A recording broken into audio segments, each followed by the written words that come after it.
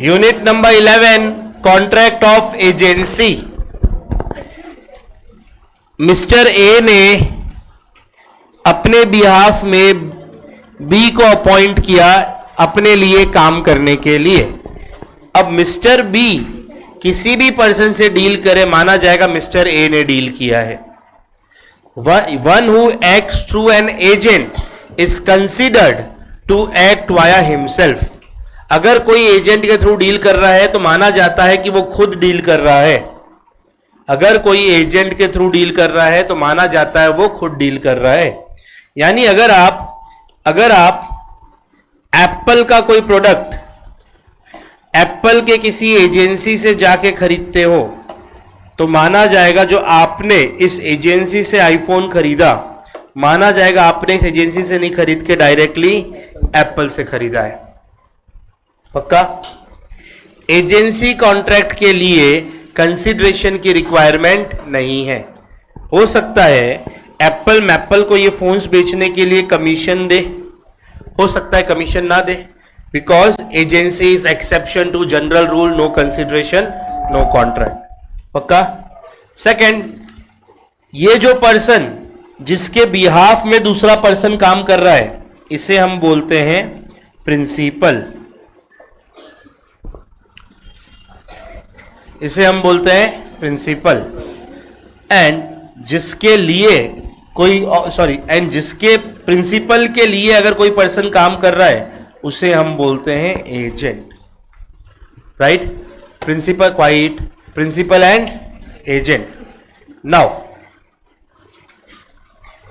Agency का word, agency को Indian contract ने डिफाइन नहीं किया है, बट उसने बोला है an agent as a person employed to do any act for another person or to represent another person in dealing with third person। Agency को डिफाइन नहीं किया गया है पर एजेंट को डिफाइन किया गया है। एजेंट कौन? जो किसी और के बिहाफ में काम करता है, जो किसी और को रिप्रेजेंट करता है। राइट? याद करो, who can perform contract? Self या फिर हमारा एजेंट। डेथ के बाद लीगल रिप्रेजेंटेटिव। जब अलाइव है हमको कोई पर्सन रिप्रेजेंट कर रहा है उसे हम क्या बोलते हैं? एजेंट। पक्का? So a person for whom such act is done or who is represented is called the principal। Principal को हम रिप्रेजेंट करते हैं, जिसको रिप्रेजेंट करते हैं दैट इज प्रिंसिपल, जो रिप्रेजेंट करता है ही इज एजेंट। पक्का? The rule of agency is based on the maxim क्विट फैसिट प्रेलियम फैसिट पर से। आ जाओ पीछे।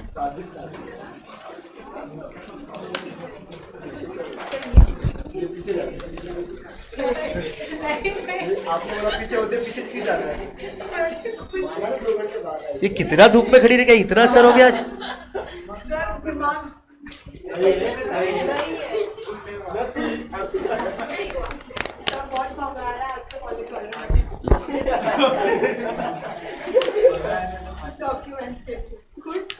एक बार में सारे डॉक्यूमेंट्स क्यों नहीं लेके गई? फिर भी ब्लेम कॉलेज को। माइनॉरिटी का डॉक्यूमेंट ही भूल गई, वापस कर जाना। माइनॉरिटी की वजह से मैं यूज कर रही हूं। सुमैया में माइनॉरिटी कोटा है? मेरे कॉलेज पे भी था। गुजरात मेरा नहीं था, नहीं मतलब गुजरातियों को मिलता था।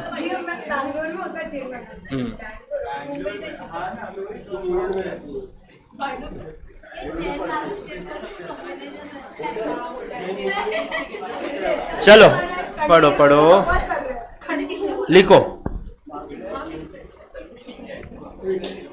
तुम्हें तो फिर फीस में भी कंसेशन मिलता होगा? हमारे कॉलेज में ऐसा था, हमारे कॉलेज में गुजराती को वो मिलता था। हमारा कॉलेज था गुजराती के ट्रस्ट का कॉलेज था, तो फीस में कंसेशन मिलता था उनको 90% ऑफ। सिर्फ 10% फीस देना गुजराती को। चलो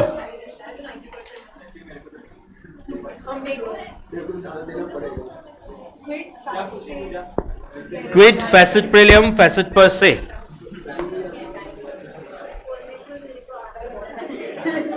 इसका मत क्वाइट। चलो अब थोड़ा पढ़ाई कर लेते हैं। one who acts through agent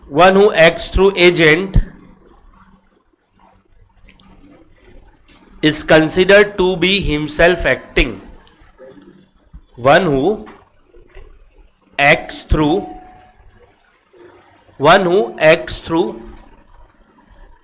an agent is considered to be himself acting.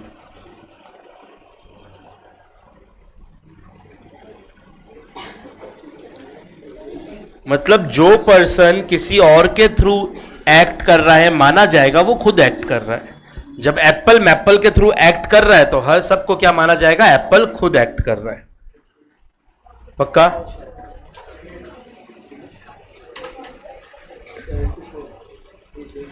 Agency के कॉन्ट्रैक्ट के कुछ स्पेसिफिकेशन है. सबसे पहले एजेंसी एक वैलिड कॉन्ट्रैक्ट है. सो कैन आई से जब एजेंसी एक वैलिड कॉन्ट्रैक्ट है यानी कि सेक्शन 10 इसको भी फॉलो करना पड़ेगा. बहुत दिन हो गए हमने सेक्शन 10 रिकॉल नहीं किया. आ जाओ सब, है ना? चलो अभी देखते हैं पृथ्वी कितनी देर धूप में खड़ी होके आई है. चलो रिकॉल करो. आगे घूम के खुशी इधर, उसे नहीं बताना है. अपना अपना रिकॉल करो. 10 फिंगर्स पे 10 पॉइंट याद आने चाहिए.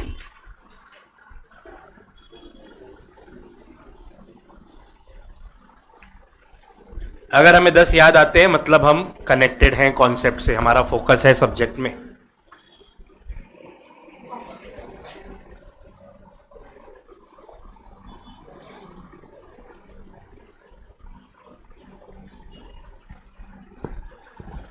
हो गया? किसको इसको पूरे 10 याद आए? तुमको क्लास में बैठ के नहीं, धूप में खड़ी होके फिर भी याद आ गए? याद आ गए पूरे? गुडलिन, वेरी गुड. किसको किसको 8 प्लस याद आए? मतलब 8 और 9, 10 नहीं, 8 और 9 याद आए. अभी भी अगर 10 नहीं याद आएंगे कैसे चलेगा? हम तो लास्ट यूनिट पढ़ रहे हैं. क्वाइट. मैंने फर्स्ट यूनिट पे बोला था जिसको 8 और इधर क्वाइट. मैंने फर्स्ट यूनिट में बोला था कि जिसको 8 और 9 याद आ रहे हैं टाइम के साथ पूरा करेंगे. हम तो लास्ट यूनिट में पहुंच गए.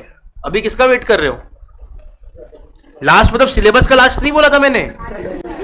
सीए फाइनल नहीं बोला था लास्ट स्टेज में याद करेंगे.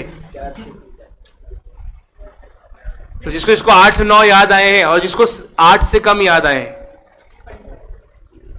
किसका वेट कर रहे हो? जनवरी का वेट नहीं करना है, सितंबर ही.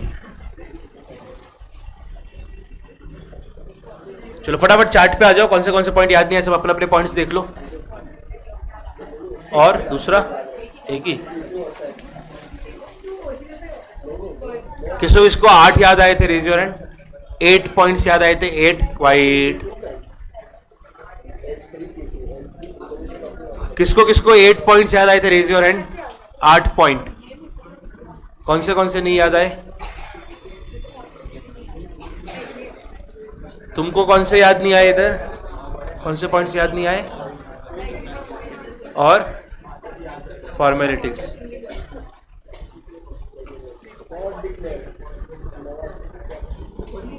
चलो 10 पॉइंट हमको याद होने चाहिए. जिसको नहीं याद है आज एक बार घर पे जाके 10 पॉइंट 4-5 बार लिख लो.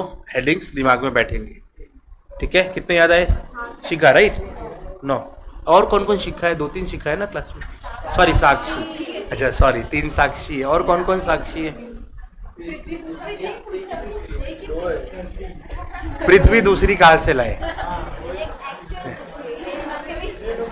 चलो यस. चलिए आइए अभी इधर. क्वाइट. इधर फोकस. मोक्षेल अभी focus. Basis of the agreement. एक वैलिड कॉन्ट्रैक्ट है तो सारे के सारे एसेंशियल एलिमेंट प्रेजेंट होने चाहिए. एंड कॉन्ट्रैक्ट का एक बेसिस है. क्या बेसिस है एजेंसी के कॉन्ट्रैक्ट का? कि एक पर्सन है एजेंट जो दूसरा पर्सन प्रिंसिपल उसके बिहाफ में काम कर रहा है. ये कॉन्ट्रैक्ट करने के लिए कंसिडरेशन नहीं चाहिए. सर एजेंट को कौन एम्प्लॉय कर सकता है? एजेंट को कौन एम्प्लॉय कर सकता है? किसकी कैपेसिटी है अपने बिहाफ में दूसरे को अपॉइंट करने की? Only eligible person.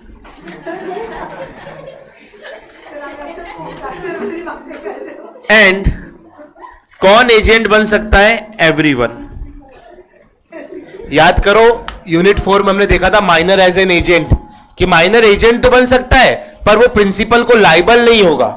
हमने एग्जांपल भी बताया, सेम एग्जांपल, कि यहां अगर मैप्पल के जगह, अच्छा अभी यहां पे जब मैप्पल है, अगर आईफोन में कोई खराबी निकली लेट से, तो एक्स एप्पल के ऊपर एक्शन लेगा। अगर आईफोन खराब है हम एप्पल के ऊपर ही एक्शन लेंगे, उसी के सर्विस सेंटर में जाएंगे ना। बाद में एप्पल मैप्पल के ऊपर एक्शन लेगा। मैंने बताया था आपको, अगर यहां पे एप्पल के जगह, सॉरी यहां पे अगर मैप्पल के जगह माइनर होता तो ये एक्शन तो लेता, पर माइनर एप्पल मैप्पल के माइनर के ऊपर एक्शन नहीं ले पाता, राइट। तो minor can be agent but he would not be responsible to principal. पक्का? सो मैं याद है कौन बन सकता है एजेंट? कोई भी बन सकता है, पर एजेंट अपॉइंट कौन कर सकता है? क्या मैं इसको ऐसे बोल सकता हूं, who can be principal and who can be agent. Agent कौन हो सकता है और प्रिंसिपल कौन हो सकता है? पक्का? एजेंट कौन हो सकता है और प्रिंसिपल कौन हो सकता है? राइट?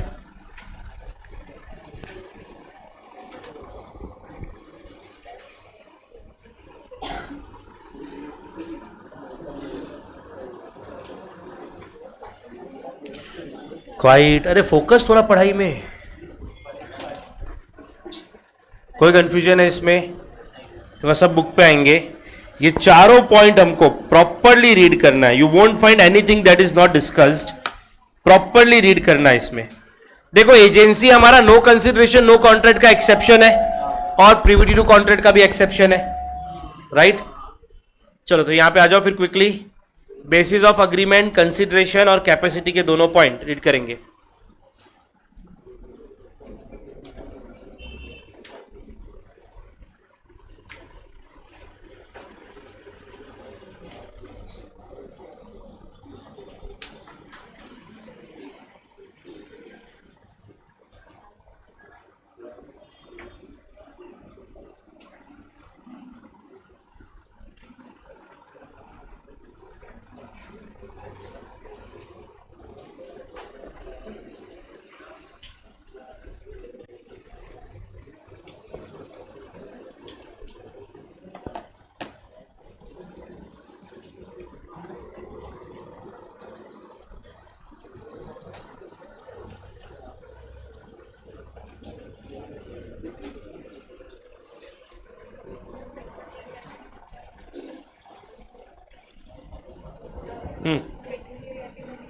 क्या?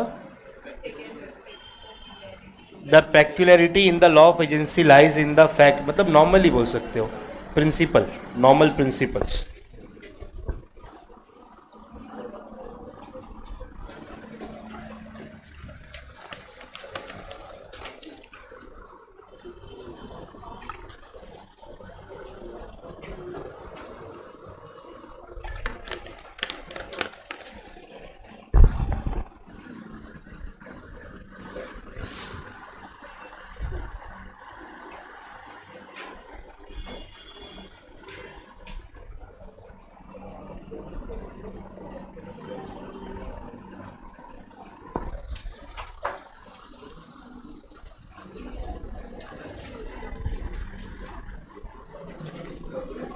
तो प्रिंसिपल कौन कौन बन सकता है? ओनली एलिजिबल पर्सन, यानी कि माइनर नहीं बन सकता, अनसाउंड माइंड नहीं बन सकता, डिस्क्वालिफाइड बाय लॉ नहीं बन सकता।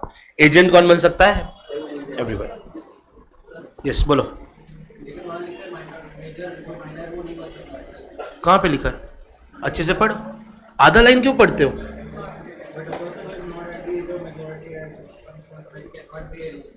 कैन नॉट, आगे पढ़ो। So as to be responsible to his principal. बीच में फुल स्टॉप थोड़ी ना है एजेंट के बाद। तो क्या बोला हमने कि तुम कैसे एजेंट नहीं बन सकते? To be responsible to your principal. समझो कि ये जो हमने बोला कि ये लाइबल नहीं होगा, वैसा कि आप लाइबल होगे वैसे एजेंट नहीं बन सकते। इधर देखेंगे सब लोग, बाकी लोग को भी ये कंफ्यूजन हो सकता है। तो ये बेसिक इंग्लिश का एरर, ये एरर मत करो, एग्जाम में प्रॉब्लम हो जाएगी। But a person who is not at the age of majority and of sound mind can not be agent यहां पे आके स्टॉप नहीं होना है हमें, फुल स्टॉप थोड़ी ना है। सो एज, कैसा एजेंट नहीं हो सकते, ऐसा एजेंट नहीं हो सकते to be responsible to his principal. हमने ये नहीं बोला कि तुम एजेंट नहीं हो सकते, तुम ऐसे एजेंट नहीं हो सकते। पक्का? बिकॉज ऊपर ही लिख दिया है any person can be agent irrespective of weather he has capacity और नॉट, राइट। बट जो कैपेसिटी में नहीं है वो प्रिंसिपल को रिस्पॉन्सिबल नहीं होगा। ठीक है? अभी कोई क्या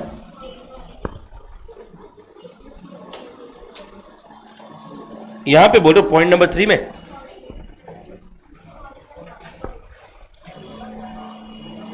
अज्यूम्ड कि माना जाएगा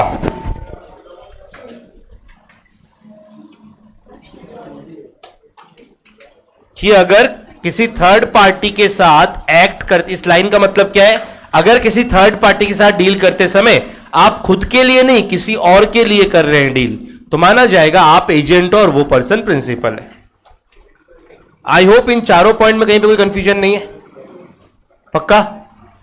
एजेंसी ग्रेट्यूटियस भी हो सकती है, नॉन ग्रेट्यूटियस भी हो सकती है। पक्का? कोई एजेंसी के लिए कंसिडरेशन हो सकता है, हो सकता है नहीं हो। श्योर? चलो आगे चले। Modes of agency.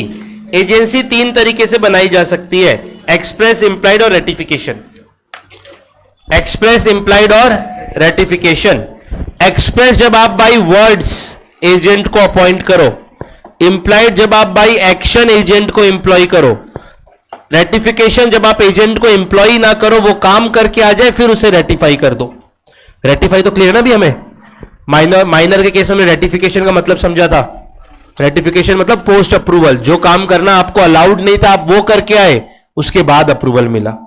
Ideally agency के लिए क्या होगा, देखो प्लीज, जब मैं एजेंसी की बातें बोल रहा हूं ना, अगर तुम समझोगे तो बहुत ईजी है, पर मेरी बात पे फोकस करना पड़ेगा। मैं बता रहा हूं, जब कोई बात लिखने में बिजी मत रहो। तुम्हें उसके बाद चाहिए ना लिखने को टाइम, मेरे से मांग लोगे सर लिखना है 2 मिनट रुको।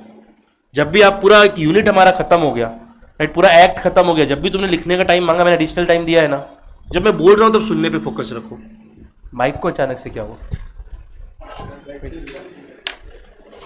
चलो, नॉर्मली क्या होता, पहले मैं कॉन्ट्रैक्ट करके एजेंट को अपॉइंट करता, फिर वो एजेंट जाके एजेंसी में जो भी मैंने उसे अथॉरिटी दी है वो काम करता। रेटिफिकेशन में जिस काम की उसकी अथॉरिटी नहीं है वो काम वो करके आ गया, फिर मैं बोल रहा हूं हाँ चल ठीक है इसने काम किया मुझे चलेगा। फॉर एग्जाम्पल, मैंने करण को अपॉइंट किया, मेरी एक शॉप है, मैं शॉप में मोबाइल फोन बेचता हूं, अब बेचने के लिए खरीदना भी तो पड़ेगा। मैंने करण को अपॉइंट किया कि ये जाके मोबाइल फोन खरीद के लाएगा। मैंने क्या किया, करण को एक्सप्रेस एग्रीमेंट पे अपॉइंट कर दिया। पक्का? सर इंप्लाइड समझो, अभी करण ने जॉब छोड़ दिया, करण के जगह पे लेट से मोक्षिल आया, मोक्षिल को मैंने एजेंट बनाया। मैंने करण को बोला अपनी सारी चीजें इसको हैंडओवर कर दो। सो करण ने मोक्षिल को बताया कि भाई देख नॉर्मली मैं फोन खरीद के लेके आता हूं, क्या मैं, और मोक्षिल क्या क्या अगले दिन करण की जगह फोन खरीदने चला गया। क्या मैंने बीइंग द प्रिंसिपल मोक्षिल को अपॉइंट किया इस एक्टिविटी के लिए? ये कैसा अपॉइंटमेंट है? इंप्लाइड। कि मैंने मोक्षिल को क्या बोला, करण से सारा काम सीख लो, करण जो काम करता वो अब तुम्हें करना है। कहना इसे मेरा ये action of appointing Mokshil in place of Karan appointed him in the implied authority of being the agent. पक्का? थर्ड सिचुएशन, बर्थडे नाम भूल गया मैं इसका, राहुल जाके फोन खरीद के लाया। मेरे को बोला सर वो मोक्षिल को मैं देखा था वो आपके लिए फोन खरीद के लाता है, मैं भी आपके लिए फोन खरीद के लाया। मैंने मोक्षिल को अपॉइंट नहीं किया था फोन खरीदने के लिए, पर जब ये फोन खरीद के लाया मैंने बोला चल ठीक है ला दे दे फोन। ये क्या हो गया, agency by ratification. Rahul 10 phone खरीद के लाया था, मैं बोला चल एक काम कर 6 फोन मेरे को दे दे, 4 मैं नहीं लूंगा। ये नहीं चलेगा, लेना है तो पूरे 10 लेने पड़ेंगे, नहीं लेना तो पूरे 10 मत लो। तो या तो रेटिफिकेशन इन होल होगा या रेटिफिकेशन नहीं होगा। आप पार्टली रेटिफाई नहीं कर सकते कि आधा गुड्स को रेटिफाई करो, आधा एक्टिविटी को रेटिफाई करो, आधे को नहीं करो, ये नहीं चलेगा। रेटिफाई करना है तो पूरा करो, नहीं करना है तो मत करो। पक्का? तो it is to be accepted in full और रिजेक्टेड इन फुल, पार्शियली नहीं हो सकता। क्लियर है हमको ये चीज? श्योर? आइए फिर देखें इन पॉइंट्स को। तो मोड्स ऑफ एजेंसी क्या है? 3, एग्रीमेंट, एक्सप्रेस, इंप्लाइड और रेटिफिकेशन। सबसे पहले express, an authority is said to be express when it is given by words spoken or written, right? Second, implied authority is said to be implied when it is to be inferred from circumstances of the case and things spoken or written or the ordinary course of dealing. Sir ये think spoken और written यहां कैसे आ गया? ये तो express में जाना चाहिए था. मैंने जो वर्ड्स बोले कि मोक्षिल को करण के जगह अपॉइंट करना है, इन वर्ड्स की वजह से इसके पास अथॉरिटी आ गई to purchase the phone. Purchase the phone करने, फोन परचेज करने के लिए मैंने बाई वर्ड्स से अपॉइंट किया क्या? नहीं. मैंने दूसरे जो वर्ड्स बोले उसके वजह से इसके पास फोन परचेज करने की अथॉरिटी आ गई. ये अथॉरिटी कैसे आई इसके पास? इंप्लाइड. पक्का? इंप्लाइड कैसे आई? Because of the other words और other words that I spoke और रिटन. दूसरे वर्ड्स जो मैंने बोले या लिखे, जो मैंने एक्सप्रेस किए, उसकी वजह से ये अथॉरिटी आ गई. कैसी अथॉरिटी बन जाएगी? इंप्लाइड. पक्का? हमें express authority, implied authority clear है? Ratification, when acts are done by a person on behalf of another but without his knowledge or authority, he may elect to ratify or disown such act. मैं बोल सकता हूँ राहुल को, नहीं भाई मुझे phone नहीं चाहिए, मैंने डिसओन कर दिया, या फिर रेटिफाई कर दिया, या फिर रेटिफाई कर दिया, चल ठीक है सारे फोन दे दे मुझे. पक्का? अगर मैं रेटिफाई करता हूं तो माना जाएगा अब कि ये फोन्स जो थे इसने मेरे अथॉरिटी से ही परचेज किए. अगर मैं बाद में भी अप्रूवल देता तो क्या माना जाएगा? कि पहले से अप्रूवल था. Is it clear? Sure? Express, implied, agency bye ratification, तीनों में कोई कंफ्यूजन? यस. हाँ, इंप्लाइड कि मैंने क्या बोला कि करण जो काम करे वो सारे काम करने के लिए आज से तुम्हारी अथॉरिटी है. तो करण क्या काम करता था? फोन खरीद के लाता था. उस काम के लिए तुम्हारी अथॉरिटी आ गई. कैसे? मेरे एक्शन से कि मैंने तुम्हें करण की जगह अपॉइंट किया. कैसे मोक्षिल का फोन खरीदना रेटिफिकेशन नहीं है बट राहुल का फोन खरीदना रेटिफिकेशन है? ये क्लियर है ना सबको? करण का फोन खरीदना वॉज एक्सप्रेस, मोक्षिल का फोन खरीदना वॉज इंप्लाइड, एंड राहुल का फोन खरीदना is ratification. I hope clear है तीनों चीज सबको? श्योर? तो एक बार बुक में तीनों पॉइंट रीड करेंगे हम जो मैंने अभी डिस्कस करवाए. वैसे तो मैंने ही एक बार आपको रीड करवा दिया, एक बार और रीड करके यहीं पे लॉक कर दो.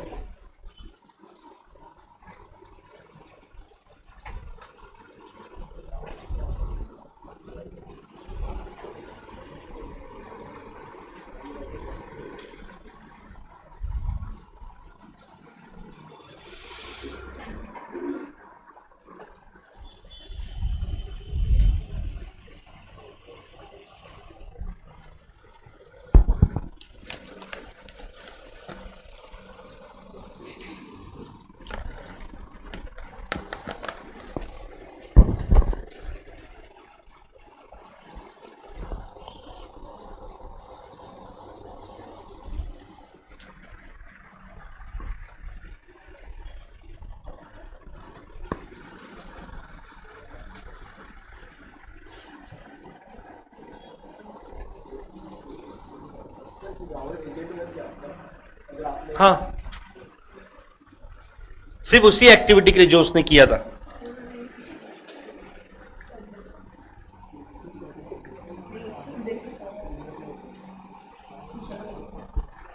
चले आगे. कोई कंफ्यूजन है किसी को इसमें? राइट? चलो quite. There are some essentials of a valid ratification. Ratification करने के लिए कुछ रिक्वायरमेंट्स है. सबसे पहले मैंने आपको क्या बताया? या तो आप रेड को रेटिफिकेशन पूरा करना पड़ेगा या फिर रिजेक्शन पूरा करना पड़ेगा. आप आधा रेटिफिकेशन आधा रिजेक्शन नहीं कर सकते. मुझे लगा 10 फोन जो ये लेके आया था ना, उसमें 6 फोन इसने बहुत सस्ते में खरीद के लाया, उसे मैं रेटिफाई कर लूं. 4 फोन जो ये महंगे में खरीद के लाया उसे रेटिफाई ना करूं, ऐसे नहीं चलेगा. या तो पूरे एक्टिविटी को रेटिफाई करना पड़ेगा या पूरे को रिजेक्ट करना पड़ेगा. Is it clear? कोई कंफ्यूजन है यहां पे? अच्छा, रेटिफिकेशन भी एक्सप्रेस या इंप्लाइड किसी भी वे में हो सकता है. सर एक्सप्रेस कैसे? ये लेके आया फोन, ये लेके आया. पहले एक्सप्रेस कैसे? लेके आया फोन, मैंने बोला हाँ ठीक है ला दे दे मेरे को, मैंने एक्सप्रेसली बोल के रेटिफाई किया. इंप्लाइड, ये फोन लाके मेरे यहां रख रहा था काउंटर पे, फोन रख के चला गया, मैंने इसे मना नहीं किया. फिर कस्टमर आया, मैंने उन्हें वो फोन बेच दिया. Implied ratification. अरे मैं फोन का डीलर हूं, मुझे तो पता होगा फोन कितने में मिलता है, और रेट का यहां बात कहां से आ गया? कंसिडरेशन का तो पॉइंट ही नहीं है ना. अंडरस्टैंड विकास? एक पॉइंट पढ़ रहे हो उस पर फोकस रहो, दूसरे पॉइंट पे जाओगे ना जो पढ़ रहे हो वो भूल जाओगे. मैंने क्या बोला, जब हम एक चीज पढ़ रहे हैं हमें मानना है बाकी सब सेटिस्फाई हो रहे हैं. राइट? फोन के पीछे रेट लिखा होगा ना एमआरपी, मान लो मैंने उसी पे बेच दिया. राइट? अच्छा, रेट नहीं भी मालूम, मैंने सस्ते में बेच दिया तो भी क्या प्रॉब्लम है? Consideration mean something in return. बराबर? कंसिडरेशन में एडिक्वेसी तो चाहिए ही नहीं. हो सकता है 1 लाख का फोन हो, मैंने 10,000 में बेच दिया तो भी चलेगा ना. समथिंग इन रिटर्न, मेरा सेल तो वैलिड है ना. कोई कंफ्यूजन है इसमें? पक्का? तो रेटिफिकेशन या तो पूरे एक्टिविटी का करना है या रिजेक्शन पूरे एक्टिविटी का करना है. रेटिफिकेशन आप एक्सप्रेस वे में कर सकते हो या फिर इंप्लाइड वे में कर सकते हो. पक्का? इसको मार्क कर लो, यहां से इंपॉर्टेंट केस स्टडी आ सकती है. इसे पॉइंट नंबर 1 को और पॉइंट नंबर 3 को इंपॉर्टेंट मार्क कर लेंगे और पॉइंट नंबर 2 को भी.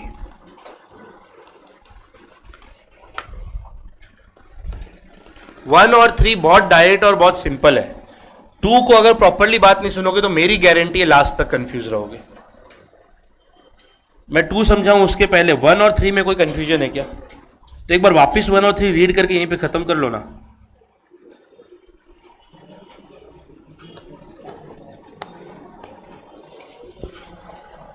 क्या कर रहे हो?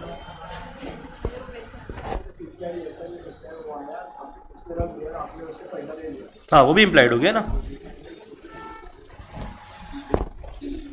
तब किसी भी तरीके से मैंने मेरे एक्शन से अगर ऐसा कुछ भी दिखाया है जो फोन को एक्सेप्ट करने के बराबर है, जैसे मोक्षिल ने बोला अभी कि अगर राहुल आके फोन रखता है मेरे पास, मैं उन फोन्स के पैसे दे देता हूं राहुल को, तो भी मेरा इंप्लाइड रेटिफिकेशन हो गया ना.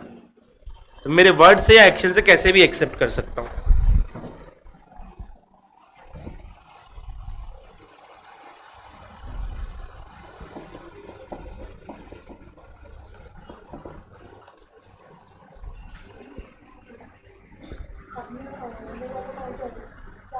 जब राहुल आपके पास रखेगा और वो निकल जाता है, इसने इन्फॉर्म नहीं किया कि आप रखो के अगर सेल करते हो, इसका क्या रीजन था? उनको इम्प्लाइड होगा. इम्प्लाइड हो गया ना. मेरे एक्शन से मैंने एक्सेप्ट कर लिया. अगर मेरे को उसके फोन्स नहीं रखने तो फिर मैंने बेचा क्यों? बेचा मतलब मुझे उसके फोन रखने हैं.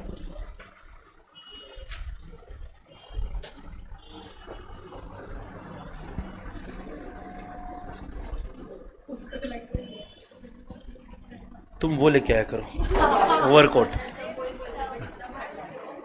यहीं रख दिया करो. एक ला के यहीं रख दो परमानेंट. पीछे से ये फैन ऑफ कर दो. बीमार पड़ जाओगे, एग्जाम है. एक लेके आया करो तुम जेन्युइनली. तुमको बोल रहा हूँ खुशी, एक जेन्युइनली ओवरकोट लेके आया करो. कैरी करते नहीं मतलब लाके यहाँ रख दो.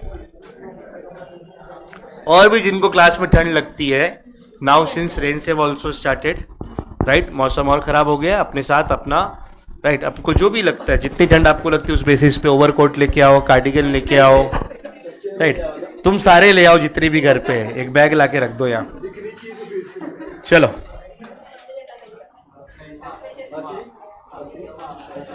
चलिए, पॉइंट 1 पॉइंट 3 क्लियर है? पक्का? देखो तुम एग्जाम के ना भी बहुत क्रूशियल टाइम पे हो एंड मौसम के सबसे खराब टाइम पे. राइट, अभी अगर बीमार पड़े सीधा एग्जाम हैम्पर होगा. अगर आप 2 दिन के लिए बीमार पड़ते हो, वो 2 दिन एग्जाम पे भारी पड़ेंगे. सो कोई भी ऐसा चीज मत करो जिससे आप बीमार पड़ो अभी. राइट, ठंड लगती है, स्वेटर्स कैरी करो, जैकेट्स कैरी करो, ओवरकोट्स कैरी करो. राइट, बारिश में अगर जल्दी बीमार पड़ते हो, सर्दी लगती है तो बारिश में भीगना अवॉइड करो. Right, proper rain quotes, umbrellas carry करो. मुंबई की बारिश का तो खासियत ही है ना, अचानक से ऐसा आएगा, आप छाता खोलो उससे पहले आप भीग जाओगे.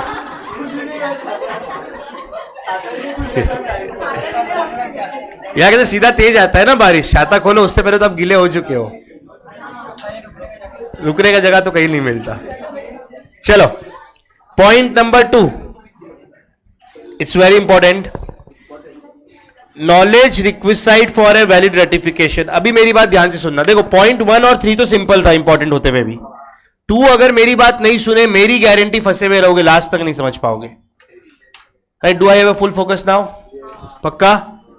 देखो, अगर मुझे कोई एक्टिविटी को रेटिफाई करना है तो पहले लॉ ने बोला मुझे उसका कंप्लीट नॉलेज होना चाहिए, यानी राहुल कहां से फोन खरीद के लाया मुझे पता होना चाहिए, राइट? चोरी का निकला तो, राइट? गुरलीन से लेके आया तो, है ना? ये हो सकता है ना, राहुल तो खरीद के लाया, गुरलीन ने चोरी करके लाया, राइट?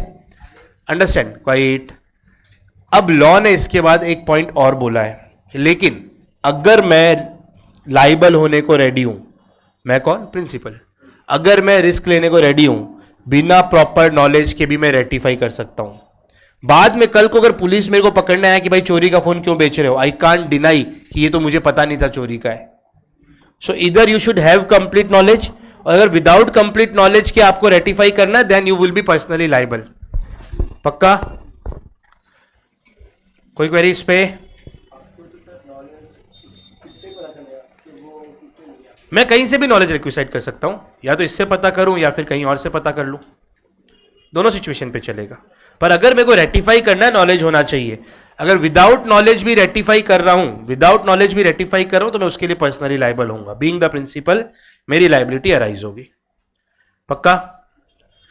सो क्विकली एक बार पॉइंट नंबर 2 पे आएंगे। मैं राहुल पे एक्शन नहीं ले सकता। यस, मेरे ऊपर लिया जाएगा।